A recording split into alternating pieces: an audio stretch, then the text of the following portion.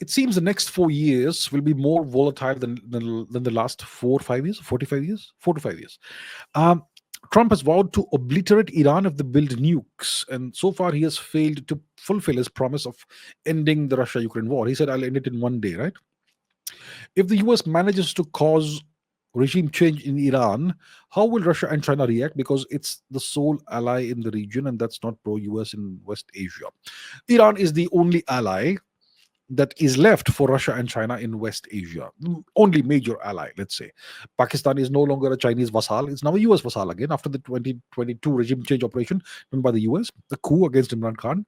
So Pakistan is now a US ally, US minion, and Iran is the only ally that Russia and China have. Now, let's imagine a hypothetical scenario in which there's war between Israel and Iran, or Israel plus US versus Iran. In the case of such a war, do you think the Chinese will intervene and come to the rescue of Iran? Not going to happen. Let's look at the map to understand the details.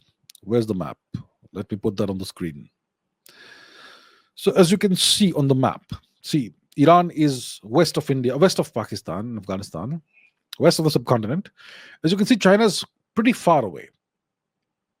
And between China and Iran, you have essentially US proxies, Afghanistan and Pakistan. Tajikistan, Kyrgyzstan, Uzbekistan, Turkmenistan essentially are part of the Russian sphere of influence.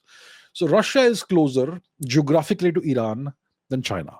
But in case there's a war between the US and Israel versus Iran, even Russia will not be in a position to intervene, because it would mean that Russia and the US are directly engaged in warfare, which is a situation nobody wants. So if Iran is faced with the prospect of war against Israel and the US, it's on its own.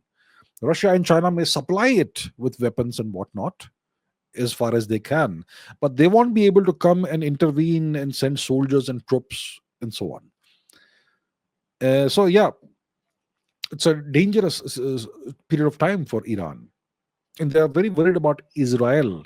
Israel has advanced aircraft. They're very worried about a decapitation strike that Israel could launch in Tehran.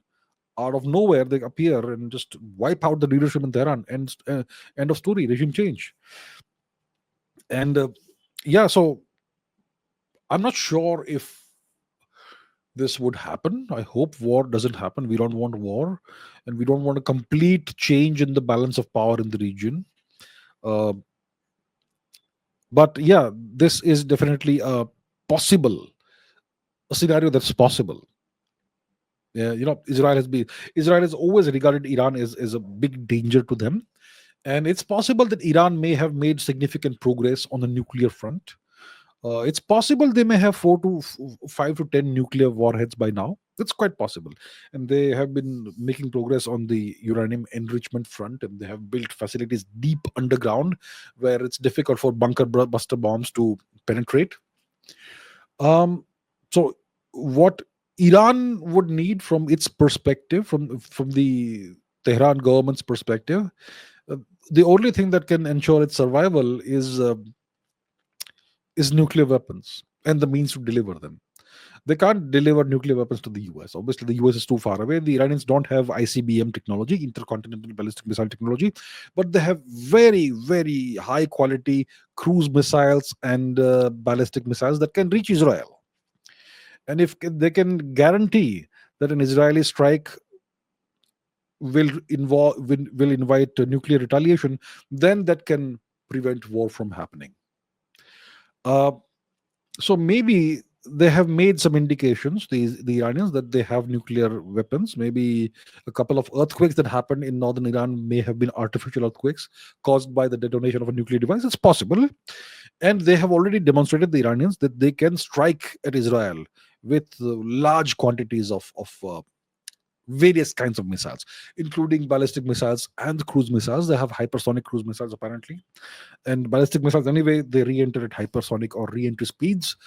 And a lot of those missiles that the Iranians fired at Israel earlier last year, they hit targets. And you just need a couple of those missiles to have nuclear warheads to cause tremendous damage. So the only thing that can save, that can guarantee peace from Iran's perspective is they having nuclear weapons, and they conveying to Tel Aviv that we'll use them if you try anything nasty against us. Obviously, this is a very dangerous scenario because the prospect of nuclear war is something nobody wants. So we in India, we don't have a horse in this race. We don't have a dog in this fight. What I would say is we need to emphasize and we need to exhort both nations to remain at peace. Don't go to war. So nobody should start a war. Don't do anything provocative.